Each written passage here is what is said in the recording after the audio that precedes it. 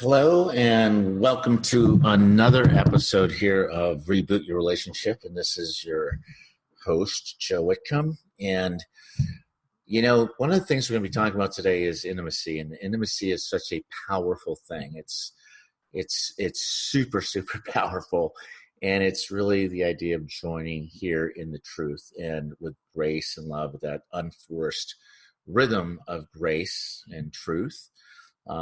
And that's going to be an important part of how we begin to bring together our partners, and that enables us to really achieve more than we could and that we're able to on our own. And one of my biases I'm just going to lead with, as I lead with in most all of my episodes here, is some of my biases, is that, we are born into relationship for love, connection, a sense of belonging, connection, significance, and we're born into that, and we are wired for love, as Stan Tatkin talks about this wiring for love in the brain and the body. It's all part of our attachment systems, and so that's a really important part of understanding that we're there. And then we kind of learn relationships, right, through the modeling of our parents, and the good, the bad, the ugly of all that, right?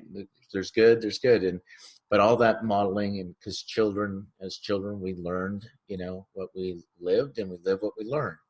And then we have all the wounding, right? We have these unconscious attachment wounds and patterns that come out from a family of origin, and it could be betrayals, physical, emotional, sexual abuse, abandonment, if you're adopted, anything that is, whether it's a capital T trauma or a small t trauma, doesn't really matter, because when you're experiencing trauma, it's one of those, it's the post-traumatic stress reordering of the brain, the nervous system, your DNA structure, your hormones, everything gets impacted. And as there is a book called The Body Keeps Score. So the body keeps score. And so all that stuff's happening. So there's not one dimension that can really define all these different moving parts, because all these dimensions are co-occurring simultaneously. And it's really hard to just find out, okay, which ones, because there's so much of this is a systemic problem. But the good news is that because we're broken in the context of relationship is the vehicle. It is the path, the practice. It's the crucible of our own transformation and healing in our partnerships. So this type of thing, when we're dealing with intimacy and bringing those two worlds together, it brings us together with our partners, and again, it helps us to achieve much more than we could be able to on our own. But yet again, this is sometimes where we get stuck. When I'm working with couples, we get stuck, and they don't quite flow as well, and there's a sense of stuckness, and we could get stuck in all sorts of places. And that stuckness happens to relate to our patterns, a relatedness in our relationship with our partner, or it could be more like an inner type of stuckness, right, where you feel like you're not really able to get beyond, like you're not being able to be quite as effective as you would like to in your life, right? So you have these different impingements and barriers to life and love. And that's going to be some of the stuff that we talk about today, so that we're able to understand, because we always have the intent and then the effect. So the kinds of things that we want to understand is when you feel the effects of maybe it's a powerlessness or helplessness that you learned, or there's depression and anxiety that goes with it, or grief, this frozen grief. So these kinds of things that hold us back for where we know might not be shining your brightest. And the one thing, though, it's really important as we kind of think about, I'm just going to share this one little text that I had the other day. I had been writing about, here's how we grow. So we do not grow absolutely or chronologically, we grow sometimes in one dimension and not in another. And that can be sometimes unevenly. And then we grow partially, right? And then you could be kind of growing, and you can grow relative. We're mature in one realm and very childish in another, right? The past, present, and future are mingled and pull us forwards and backwards, and and fix us in the present. And this is kind of where we get into where we're made up of all these layers and cells and constellations that make us who we are today. So kind of think of growth, because a lot of us want the microwave version of maturing and growing. The microwave, you just pop it in and, it takes, 2 minutes later, you're good, or 10 minutes later. But growing in relationships is more like a crock pot. So when you have a crock pot, right, and you're making, let's say, this beef stew or whatever you're putting in there, because when you put everything into that crock pot, you put the vegetables in there, you put the meat, the seasoning, all this stuff goes in there. And at the end of, let's say, at the end of that time, guess what? You begin to have this perfect stew, right? This perfect stew that is going on, and you can eat it. So, but they all cook at different times and paces, the rhythm and pace of all that going on. So that pacing is super important to know that, sometimes as couples, you are growing in a different way, in a different path. And it doesn't necessarily mean that you're growing apart. It just means that you got to find a way to get on the same page where you are having a shared context or shared language or tools, resources, so that you are moving together. And that's one of the things that we do in couple therapy, is really help you both begin to identify what are some of the things that are going on. And so that you move out of that one up, one down dynamic where one of you's outgrowing the other, right? And you get into that parent-child or sinner-saint, or, because you will see a pattern sometimes where, let's say one person's wanting to grow and the other person doesn't want to grow as much, right? And so that can be a conflict. So the one that's wanting to grow and connect is going to have a challenge, because you're going to feel unmet. You're not going to be as seen or feel as connected. You're going to feel alone on this journey, right? And then you have the other person as well who doesn't want to grow necessarily, or maybe doesn't want to grow the way you want to grow, or there's a different thing that they're maturing in right now. And it doesn't mean they don't want to grow with you. It just means you're growing in different ways in these multiple dimensions, but that's where they might feel judged, right? So we're always trying to kind of move through these things. So because intimacy has this amazing transformative power in how it gives us access to these deeper parts of us that we're just talking about, all these multiple dimensions. And I'm bringing this up today because we're going to be talking about mastering and creating intimacy in our relationships, and how we also create that in couple therapy, or reboot your relationship intensives, or reboot your relationship couple therapy or groups that we do, because this is where we're going to begin to effect really profound transformation, and by harnessing who we innately are as humans, as feeling creatures, as people that are constantly trying to evolve and grow and transform. And I know we're called Homo sapiens here, and we're people who know, but I believe that it's also important to acknowledge how we feel, and that our feelings, and as many illustrious people before me and all the people I've ever connected with have noted, this is part of what we have to do that's allowed us to adapt to our world in ways that are really beneficial to our survival. and also to our enjoyment and life and living and connection. So we're going to be going into that today and really begin looking at how to create transformation and permanence in change, right?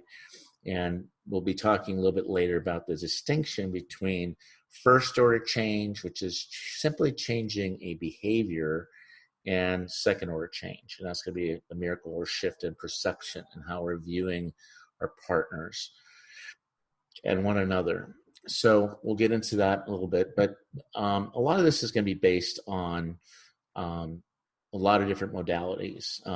I developed a trauma-informed relationship psychotherapy method, which is an attachment-based, emotionally focused approach with neuroscience, interpersonal neurobiology, attachment science, as well as some things around.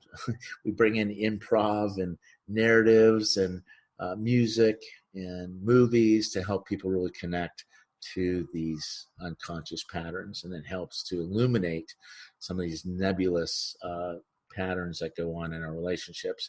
So we want to engage you today and bring this modality and how we are going to work through these attachments, the attachment science, the interpersonal neurobiology, and how the brain and the body and the mind and the emotions and the relationships, again, all these moving parts, how they're all kind of working and operating together so that you can really have make that distinction in your partnership and your relationship. So and we're going to talk about process quite a bit. And I think there's a lot here that's useful just to learn here about how we operate as an I, as a people, and our selfhood and our sovereignty. Okay, that I, but also as a we. And when I talk about we, the we-ness, we're talking about the space between. Okay, there's three people here. There's me, there's you, or me, my partner, and that third person is that we, the space between. And that's going to mean really getting into discussing, what is co-occurring in that space between dynamically.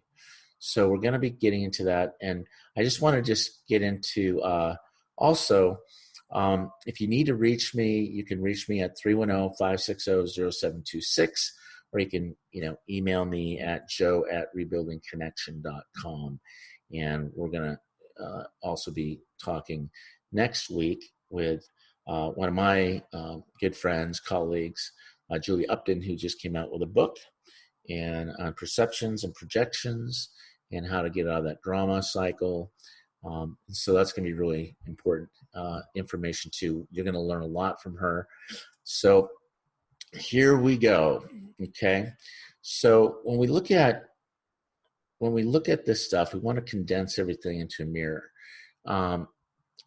Because when we look into a mirror, we're able to kind of reflect back what's going on within us. Like, who is that person in the mirror? Because it's hard to see the picture, right, when you're in the frame.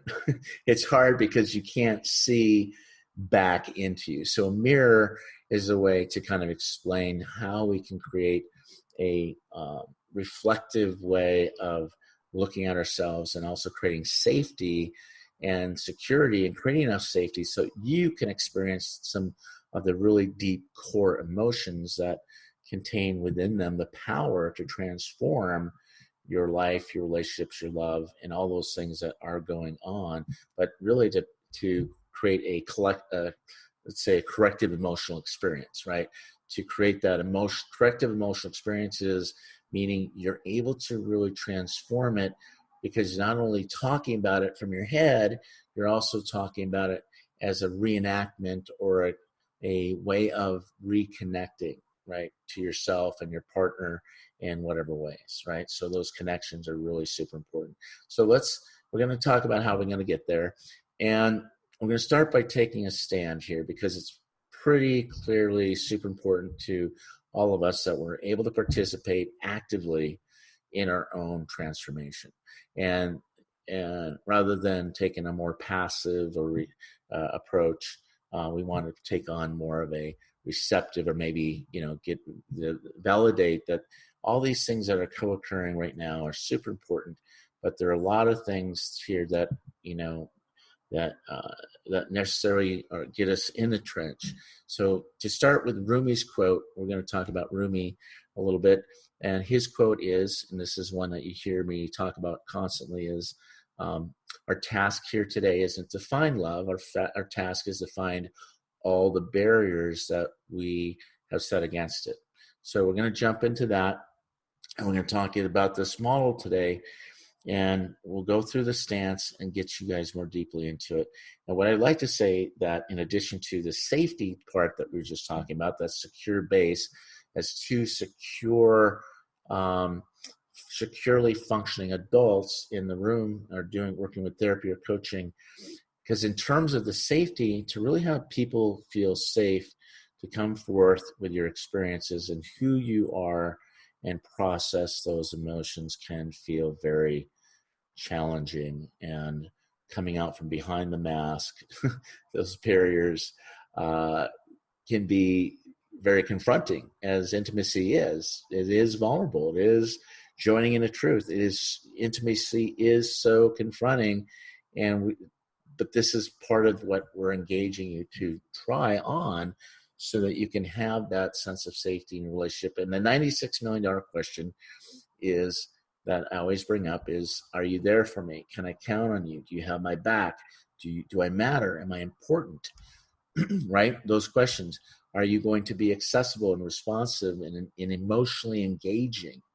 And if it's a yes, and that's what the safety brings to the relationship, that's that felt sense, those corrective emotional experiences, that, hey, you've got my back, right? Then we know we can move on and we can create that space. But if it's a no, we got some work to do. If it's a uncertainty or confusion, and that doesn't happen, then we got to get back to creating that sense of safety, because when you feel safe, then everything else begins to work too.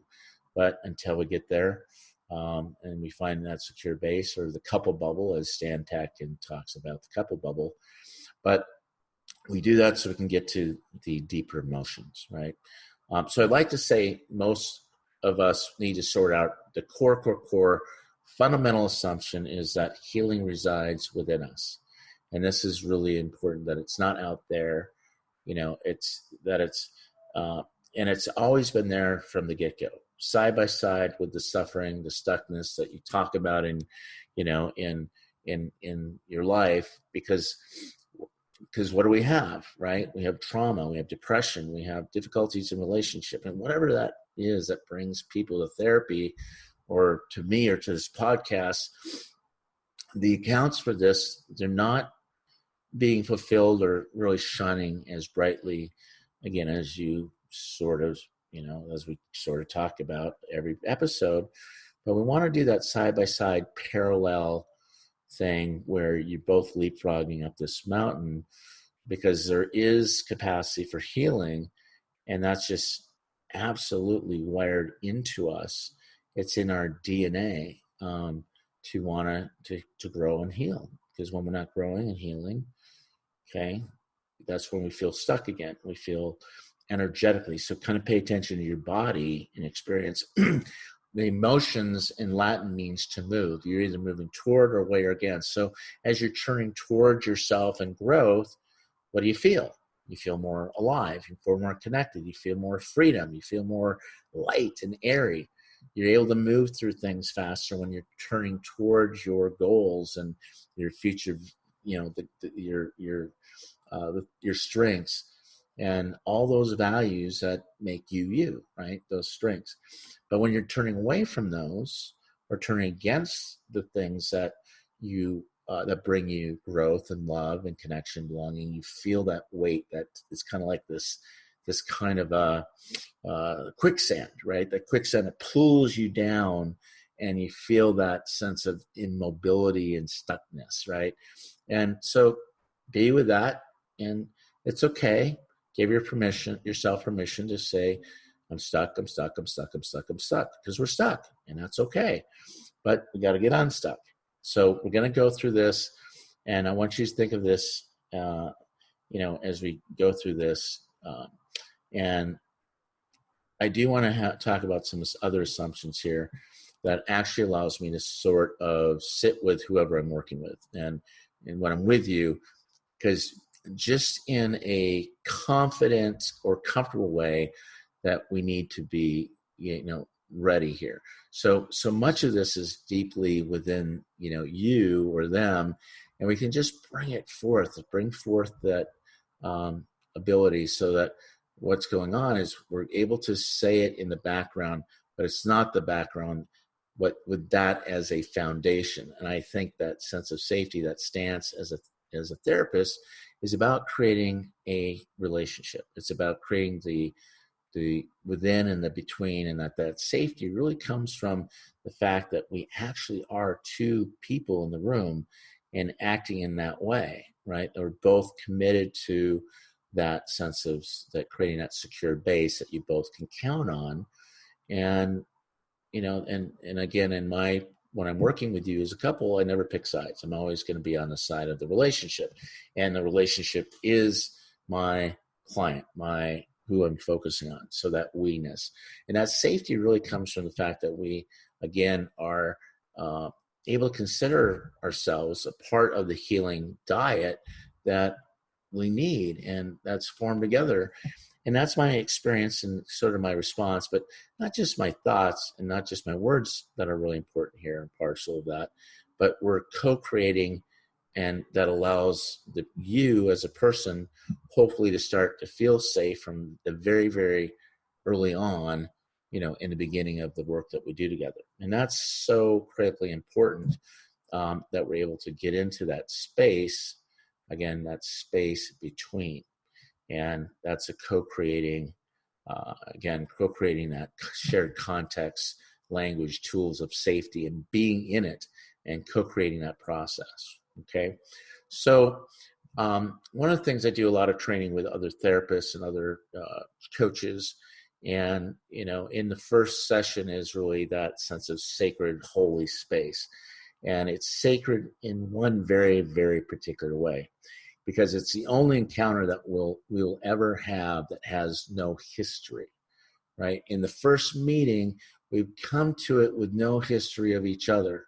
That's why relationships can start kind of in a false sense of security, because you don't really have you haven't had any hurts, hang-ups, pain. So creating that in the beginning, this is where, you're beginning to create patterns in history in the very first encounter that you have, and establishing that you're kind of forming that relationship. There is chemistry, there's the liking, we don't really have that secure attachment yet, but you don't have that history, so things feel super safe. So we already established this kind of way of being, and not that it can't change, and not that it can't be altered. I don't mean that. It's not necessarily fixed, but it is history. So the forming part of your relationship is like anything. It's like that wet cement, and you're drawing patterns into the wet cement, and those patterns create certain ways of being, right? And I always make that distinction there's a different distinction between problems and patterns. Problems find solutions, and patterns are a fixed way of being. And so early on, these patterns get imprinted in your relationship with your parents, your relationship with your partner, your siblings. All these things are imprinted and indelible, intrinsically within and between you and your family of origin or whomever that is. So just like in our first sessions, when you start to work with me, we have that unique opportunity to define, or if you're in a relationship, to define the relationship in particular terms, so that because I think that's really super incredibly important, that those agreements are being made. And again, I always say expectations without consent creates resentment.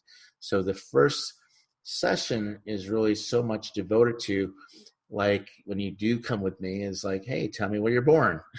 How many people are in your family? How many therapies do you have? Or did you have growing up or, recently?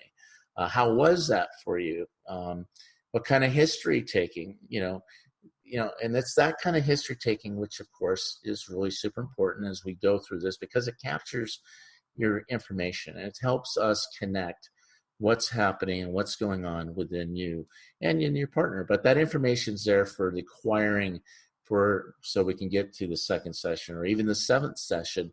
So all that stuff is, in writing, and we acquire that in a million different ways. And but this unique, interaction between us is where we're sort of creating something together for the first time. So when you come see me, it's like that relationship. It's a unique opportunity. So we can really begin starting from that very beginning, from the very first moment of that first encounter when you come in and see me. So, it's not like a date, but think of it, it's kind of like a first date, trying to get to know somebody, because sometimes it can be a degree of pressure that people don't really like. You may not like it because it can be really true, because before that moment, you don't have any idea about that person, or they don't know anything about me or you. So it can be a little intimidating at first, but what I really like about is that we're honoring the fact that we're creating a relationship, and that relationship is something we're co-created, right? Yes, it is like that first date analogy, and it is a lot easier in some ways when you start going along, and then there's that one person who's sort of in charge, right, in the room, and so it's not both people sort of in one way. It's and then another way, it isn't always there, but that's what we have roles, and that's why you're going to see me. But it has some of this unknown and the potential and excitement, as well as some terrifying aspects of meeting, because being vulnerable with a total stranger, is scary. By the second meeting, you won't be a stranger anymore. You'll be someone that we know. And as we get to know each other, it gets easier. So there are many, many things here that actually stand out. And, so we can get to much of the suffering and pain that comes from having experiences that have maybe occurred for you in isolation, or we feel like we can't share them with another person, or there's something wrong with us and we have no way of really checking that reality out, doing the reality testing, perspective checking, because it's all happening, within us. And this is really important and critical to any of our growth here. So, but we want to go, again, this is all happening inside of us. And so the power of bringing an acknowledgement to every experience with me, you're not alone. What you just went through right here with me, you see how we were in this together, so that you can have those corrective emotional experiences and generalize that and take that experience to your partner or other people here as well, because this is so crucial. It's implicit in any relationship or any therapeutic relationship. Yet here the strange thing is that merely by being with another person within let's say a conversation, we get to have, or in this relationship, does not necessarily automatically translate into not feeling alone.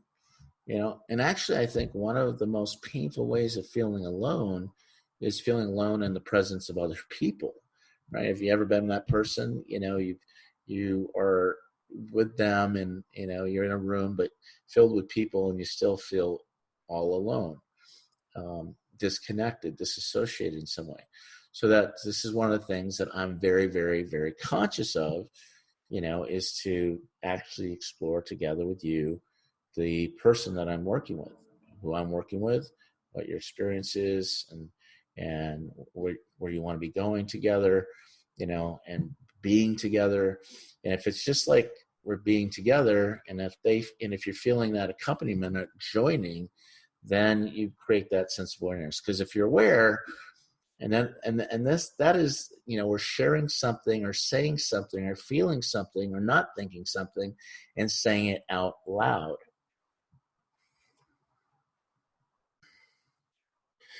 So by talking about it out loud, we're making the unspoken spoken, right? And the unknown known. It's like we're leaving the certainty of the world, and that certain world, the one that has felt safe, into some of the, some uncertainty, mystery. But that's okay. That's part of the process here is, making the unknown known, the unspoken spoken, bringing clarity to the confusion, all those things that we're going to be co-creating together. Because again, looking at all those multiple dimensions. So, because here's the thing, if we're aware and that we're sharing something or saying something again, or feeling something, again, we're saying it out loud. It's actually being, registered by another human being, who's there for you, right? And helping you and your partner have that sense of connection and being, able to connect in other ways. And because our deepest psychic craving is, if any of you have ever had some injurious things where your reality and your experience was not validated, that could be some of the most, that denial can be very painful. But what is really transformative here is when we get validated or seen, right? In the movie Avatar, where they said, I see you, I see you.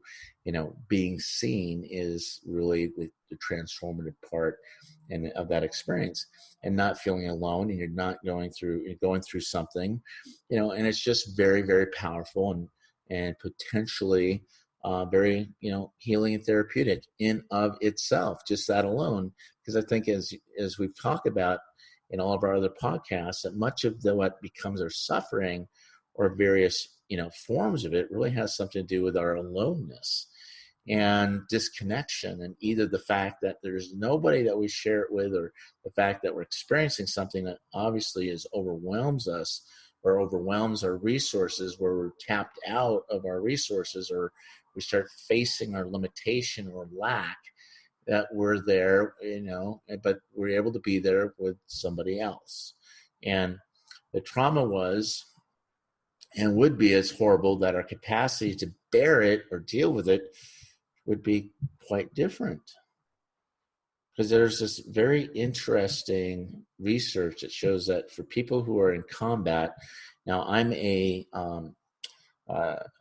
spent 2 years in the Army and 10 years in the Air Force, total 12 years, and had seen some combat and had been during the first Gulf War. And I work a lot with the military, veterans, first responders, and anyone with aversive childhood experiences through whatever. But here's the thing. When there's research that shows that people who've gone through combat experiences, their chances of getting PTSD are significantly reduced, and that kind of finding is present in many other settings. So if they're going through that with a person, another person, just to mention one another, and to have that space, and we did some research in, the Vietnam vets that were coming back from Vietnam, their PTSD and the trauma got exacerbated when they come home, because they said, I wasn't alone in Vietnam. I had my buddy. I was alone when I came home. And that sense of aloneness and the terror of that. So here we go. It's kind of like looking at how these bonds and attachments and having that secure base that you can count on is super, super important in any relationship, right? So this is going to be the part that we begin to explore. But here again. So just to mention one other, and sorry, because you were able to say something to someone else. There's also this kind of a similar kind of research that during World War II, there were all these kids who were orphaned as their parents were taken to concentration camps, and they were actually in a very therapeutic homeschool run by Anna Freud and this other woman named Dorothy Burlingham, and they studied these orphans, and what they found out is that, again, with those kids who had somebody they were close to, a sibling or a friend or somebody really whom they felt bonded to or much less traumatized by these most devastating of experiences that they were going through.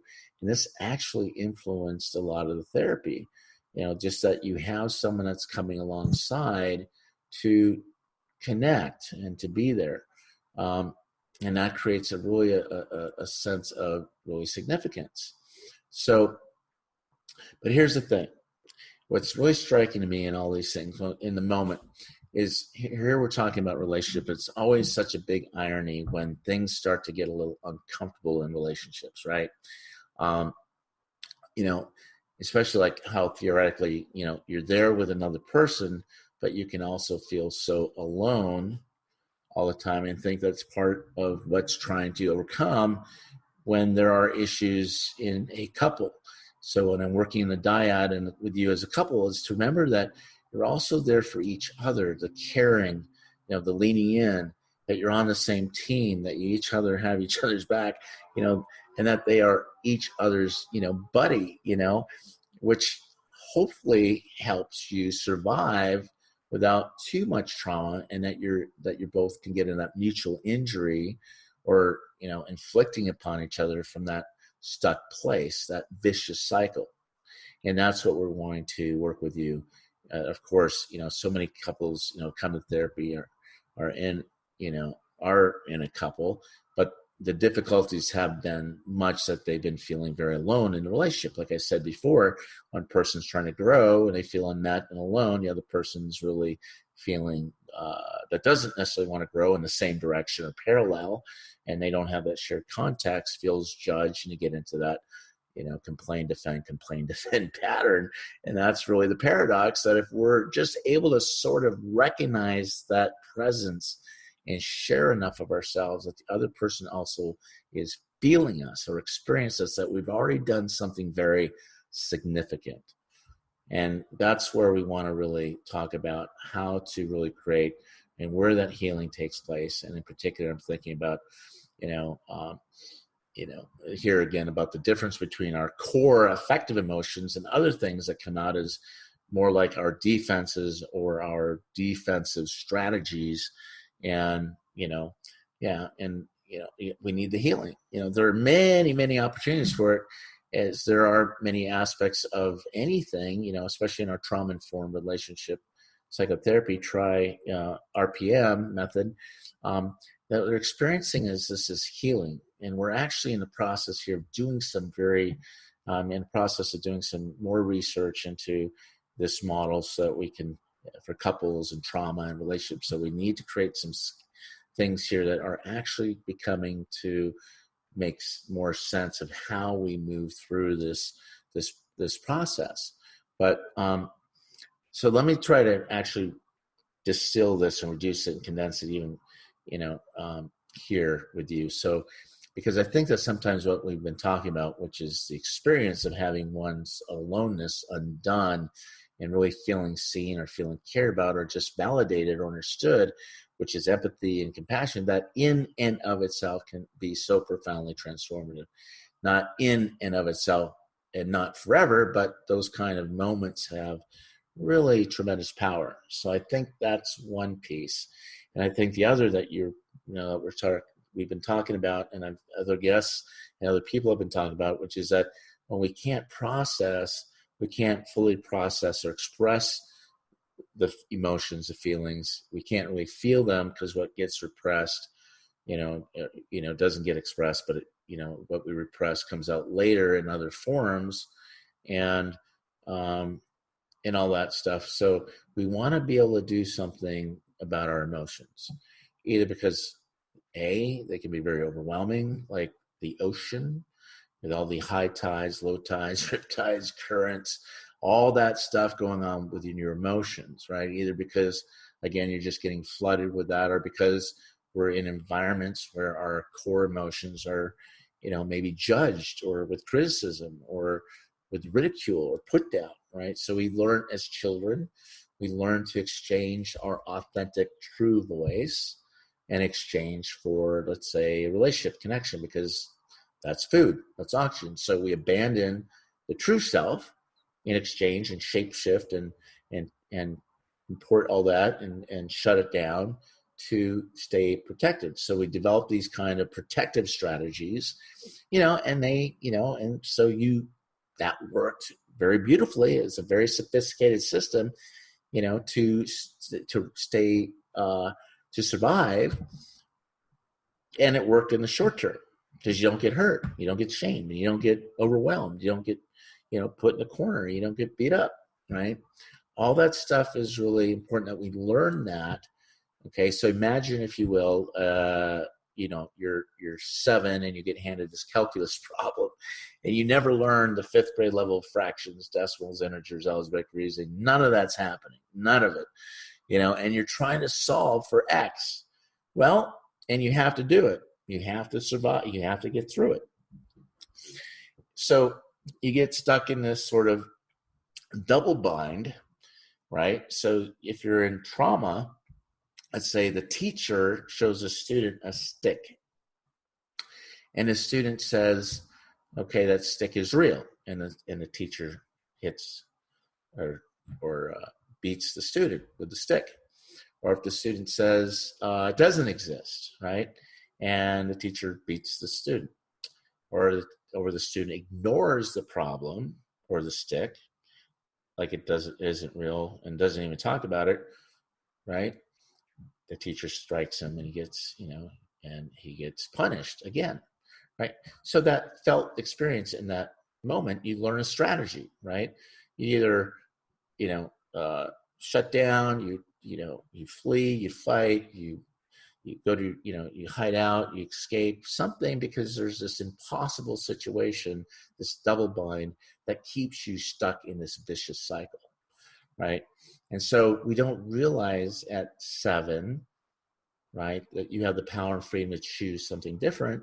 Like the student can walk up to that teacher or parent, grab the stick and break it in half, break that pattern. Okay. But here's the thing. These patterns, begin to, over time, relying on them.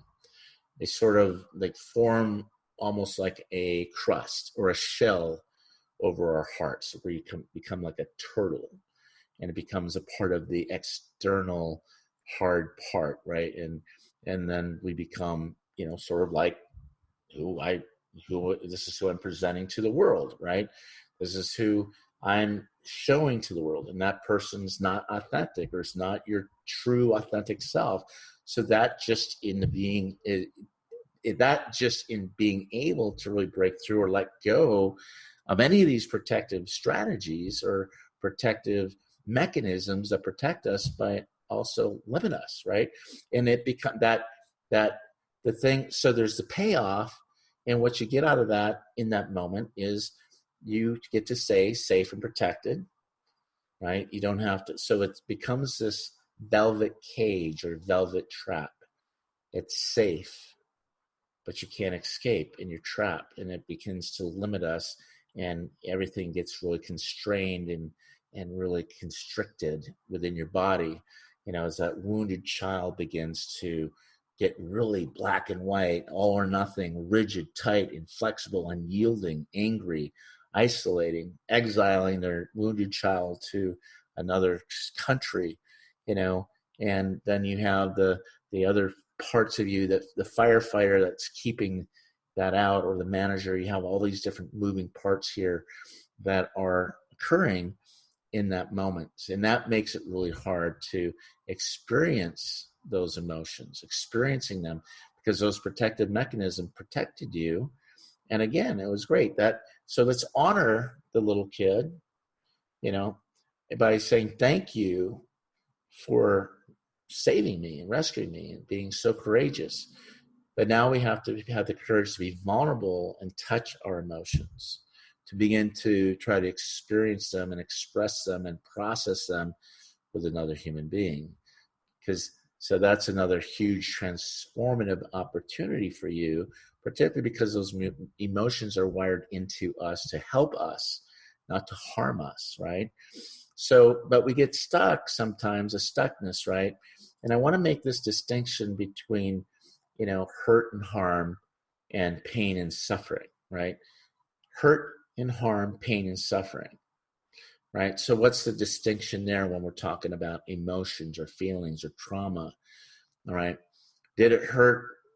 Was there hurt? Was there harm? Yes. Was there pain and suffering? Yes. Right. However, if it's kind of like when you're coming into therapy or anything, you're feeling the hurt and pain. So if you break a leg, what do?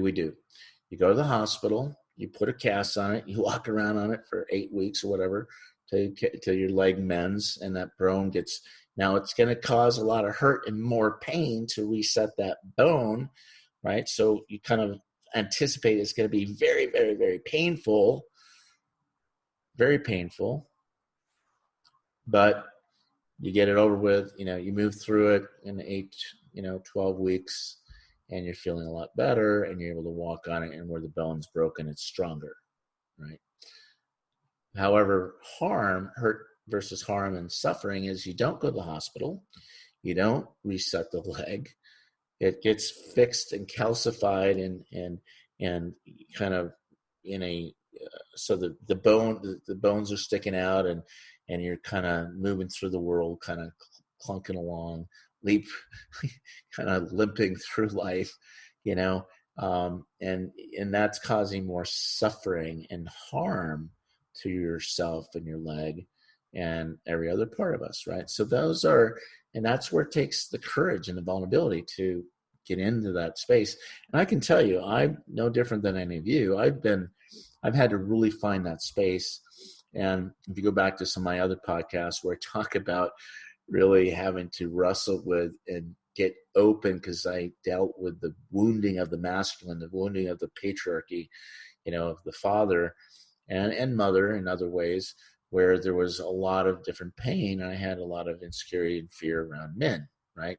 I felt dominated, right? So I avoided domination. I avoided feeling like I couldn't connect to people. But that little boy that was wounded, and the adaptation of that is, didn't serve me, because I got really rigid and tight, black and white, and then becoming now into this functional adult place, a secure functioning adult, where you are more nuanced, right? And you are more able to kind of move to the world and be flexible and yielding and humble and, relaxed and accepting, right? Those types of transformations, which seem scary at first, but when you begin to have the courage to be vulnerable and to touch your emotions, you're able to start to experience them, express them in a ways with another person. And that, again, like I said, because those emotions are wired in us to help us to be, there's wisdom in the emotions. There's a wisdom. And again, emotions are amazing, and I mean, that's why they survived over thousands and thousands of years, because they're really good for us, even though they're difficult. So that is going into the second piece of dealing with our emotions. And you got to remember, emotions are a great servant and a terrible master. They're terrible masters. They're great. They serve us. There's wisdom to any of these. And we talk about the emotions in other podcasts. But we want to be able to kind of talk about and to be able to sort out some of this stuff. Because I'm going to mention another one here where we'll end up talking about this a little bit more here. This is kind of work that goes, with a lot of the work I do with trauma-informed relationship psychotherapy, to do something very, very specific that, to my knowledge, is not done by other therapeutic models, or it's not really done systemically in any case. But this is something that we've created. And here's the thing, that in any time there's a moment of change for the better. Okay, at any time there's a moment of change for the better, be it big or small in a given session, we start to focus on the experience of that change, the experience of that moment of transformation. We call that I call it secondary change versus first order change, second order change, or corrective emotional experiences. It's that moment where you have the aha, the light goes on, everything's like, because you discovered something really cool, which is that when you do that, and you experience that, and the process of change or transformation grows, and that in and of itself is a huge source of transformational potential. So let me give you an example of what that could look like for any of us, right? This is a really brief story, but it also speaks to second order change versus and that corrective emotional experience as we have a shift in our perception and how we view ourselves, others, the world, whatever that is, and you have that major shift and growth, and to celebrate that. So I told this story in a couple other podcasts, but I was reading again through Stephen Covey's book, The 7 Habits of Highly Effective People, and he tells a story about that he was on this train going across country. It was like an 8-hour train ride, and it was late at night, 10 o'clock. Everybody's exhausted, tired, lights are out, and the last person to get on the train was his father with 3 little boys. And he sits right behind Steve, and the little boy, the man starts looking out the window, and the boys are running around like crazy, making noise, yelling, kicking, screaming, fighting, all this stuff. And the father's doing absolutely nothing to put the kids to rest or to, take charge of them in whatever way that he would. Now, I want you to think about in that moment, right? Okay. So Steve's there, and you're part of that, you're in the car yourself, and you're observing all this. And you're thinking, what are you thinking, right? All our judgments and projections and stories, and all that, the theory of motivation. Oh, this father, he's so lazy, or he's such a bad father. Oh, such a whatever judgment you place on this guy, right? So looking at Steve, and they make Steve the chairman to say something to this guy, and finally Steve says, "Hey, dude, take charge of your kids," right? And the father comes out of his little trance. And he just wakes up and he goes, "I am so sorry. We just came from the hospital. And my wife died, their mother died, and we don't know what to do." In that snapshot moment, nothing changed. Nothing changed. But everything changed in that moment, right? Kids are still running around. Dad's still distraught.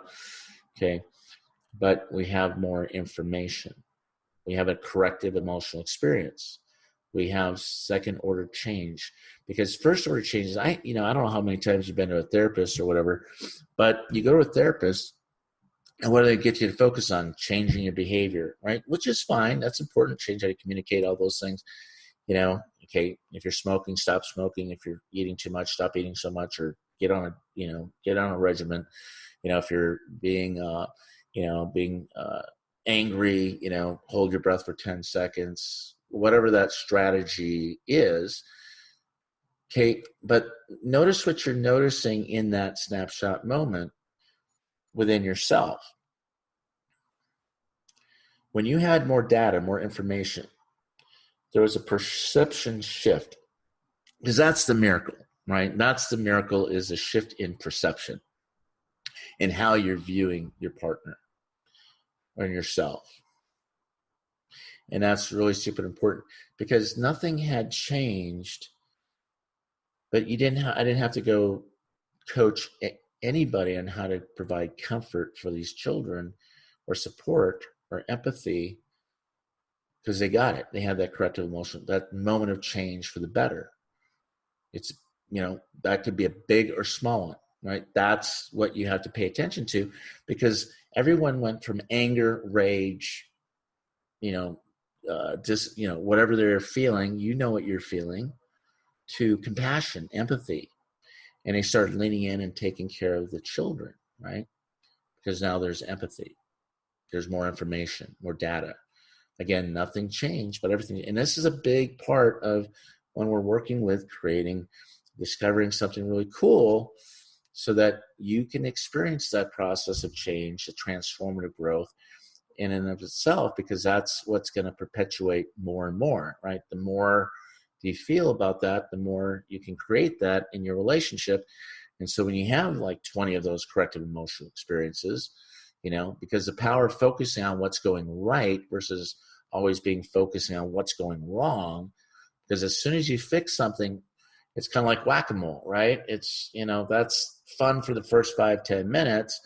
But if you're not looking for what's right, you're going to move on to the next thing, wrong thing, as opposed to, receiving, accepting, and seeing, because all that disqualifying of the good and black and white thinking and all or nothing, rigidity, all that stuff that comes up disqualifies and kind of takes us away from the growth, right? So something does change, but again, it's that selective attention. When you're just focusing on what's going wrong, you're going to get more and more of that. So like whack-a-mole, right? It's fun for the first 5-10 minutes, but you're sitting there knocking down every one of those things, and it's exhausting because you have to take some time to really think and focus and kind of get back to what Gottman calls like the 20-to-1 positive negative ratio.